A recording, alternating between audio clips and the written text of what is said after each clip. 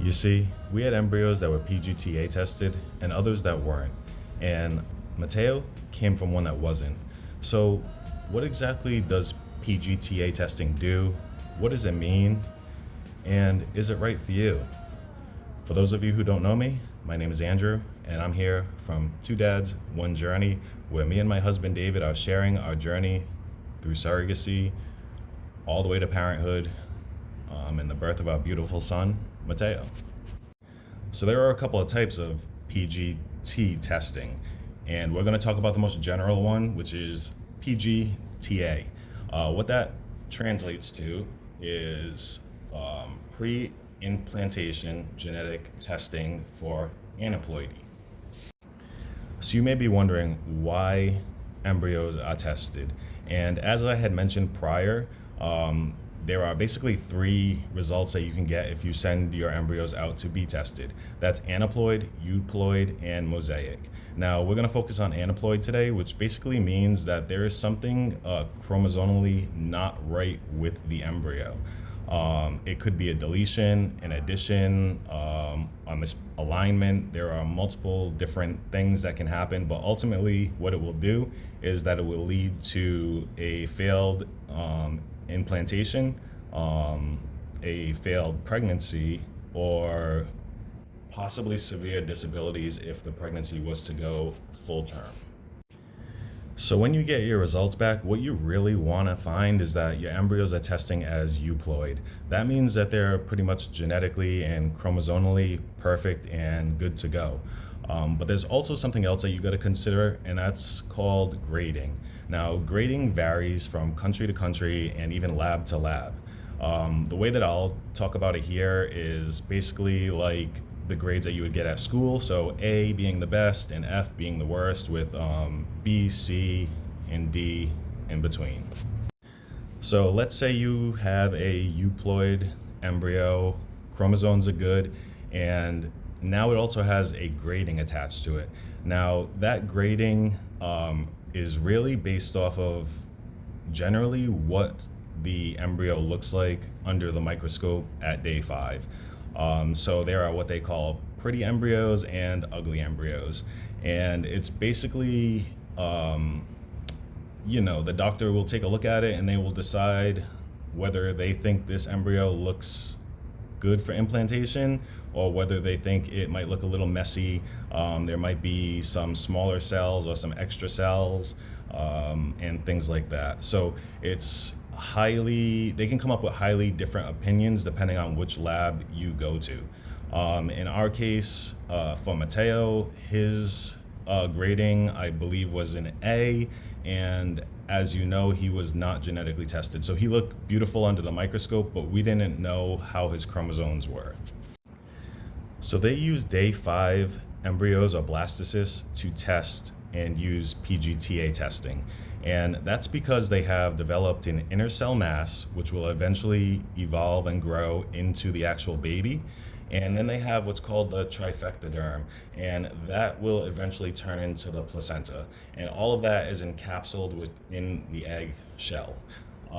So for PGT-A testing, what they do is that they go ahead and they insert this microscopic needle, and they take about 5 cells, give or take. It could be more, it could be less, of the trifectoderm, and do not take any cells from what will eventually become the baby, at least in ideal cases. Now, again, nothing is for sure in IVF, and sometimes mistakes are made.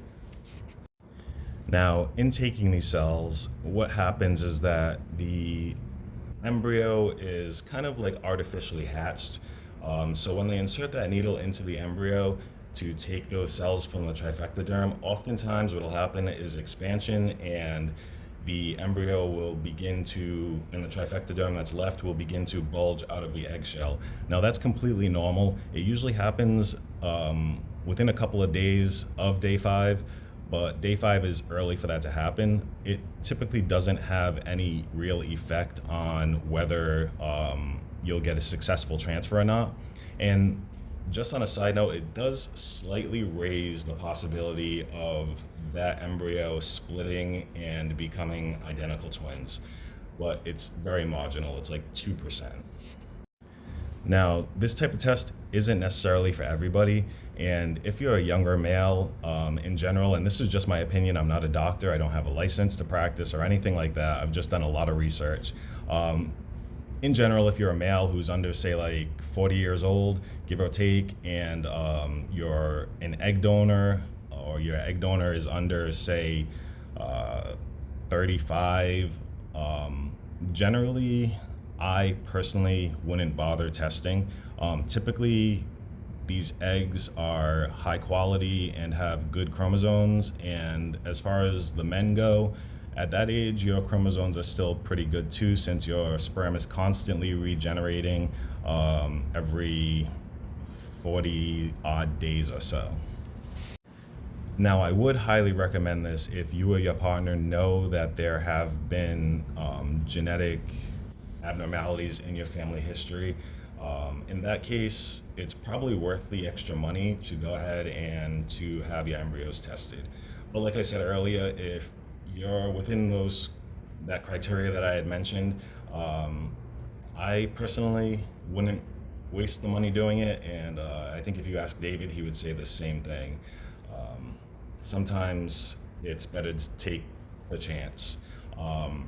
Ultimately, what it would do is it would increase your chances of the embryo successfully implanting, for it to carry to full term and develop into a happy, healthy baby.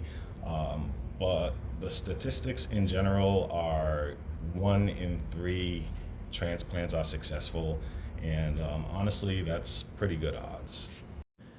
Again, you can have a beautiful embryo that is graded A, or you can have an embryo that's graded D or F. And the grade A embryo may come back as aneuploid and unusable, while the grade D or F embryo may come back as euploid and completely usable. So there's a big difference there. And ideally, what you would want is a grade A euploid embryo. Now, prior to Mateo, we had had several transfers done that failed.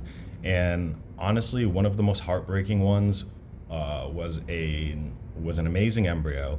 The embryo was graded A, and it came back as euploid. And when it was implanted into our surrogate, it took hold, and she had a positive pregnancy test. Now, unfortunately, when she went in for her first scan, it was discovered that there was only an amniotic sac developing, and there was actually no fetus or anything growing inside of it. So they're not exactly sure why this happens, and sometimes in science, and especially in IVF, nothing's for sure, and I will say that over and over again. This is a gamble, it's a numbers game, and you're never guaranteed anything. I would like to mention that PGT-A testing can also test for really novel things that you might not even think is possible at this point of, the embryo or blastocyst only being 5 days old. And one of those things is gender. So you are able to tell whether your embryos are male or female at this point. And for some people, that's very important, and for others, it's not.